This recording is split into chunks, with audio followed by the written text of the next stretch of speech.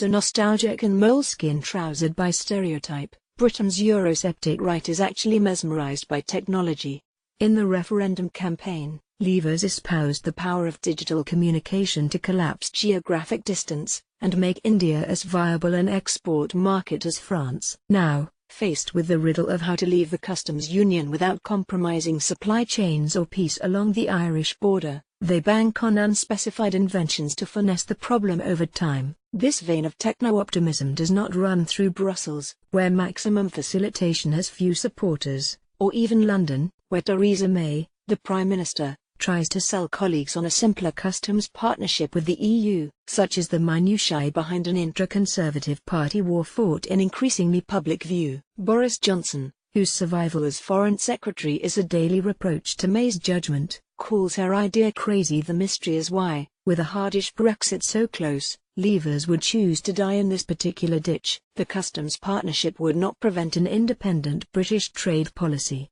Britain would have to collect tariffs on behalf of the EU, but this seems a small nuisance next to the prize of exit. And if the technology really does emerge, partnership can be swapped for MaxFac later on. Yet Boris Johnson, whose survival as Foreign Secretary is a daily reproach to May's judgment, calls her idea crazy. Jacob Rees-Mogg MP goes with completely cretinous. Ministers whom she has asked to war game the policy will do so with clothes pegs on their noses and expressions of distaste.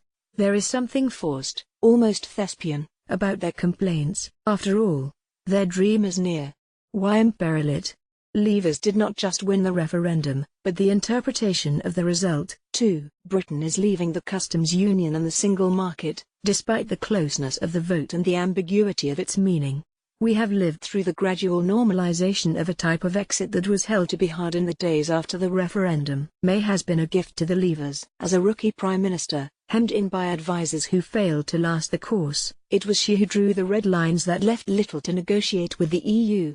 Trust me, she wrote in the Sunday Times last weekend, but they should trust her implicitly by now. Why, then, this struggle among Leavers to take yes for an answer? Perhaps it is sincere, and they read into the difference between MaxFac and customs partnership a significance that is worth delaying an exit deal for. But with various pressures against them, time, the House of Lords' enthusiasm for the single market, a passionate Leaver would surely compromise at this stage. A certain kind of Leaver has always loathed the idea of exit talks, as though European permission were needed, which is why we must entertain a more cynical theory. A good number of Leavers do not want to be associated with the exit deal that Britain eventually strikes with the EU, whatever its content. To that end, they are inventing grievances. Disavowal of the agreement allows them to escape blame if economic life deteriorates after its implementation, or voters feel no compensating thrill of self-government.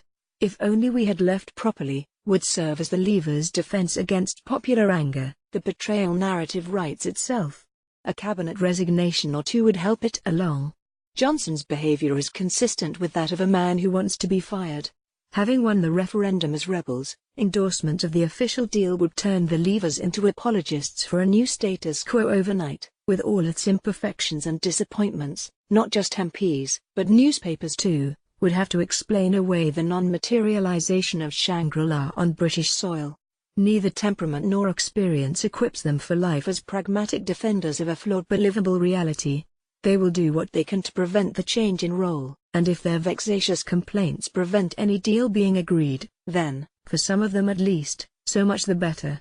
A certain kind of Leaver has always loathed the idea of exit talks, as though European permission were needed, and hates even more the prospect of entanglement in budget payments, regulatory agencies and the like. If all this seems implausibly calculated, then remember what the alternative explanation is. You have to believe that people who have devoted their adult lives to the cause of EU exit would, on the brink of their dreams' orderly enactment, become immovable on the details of customs regimes that merited no mention before.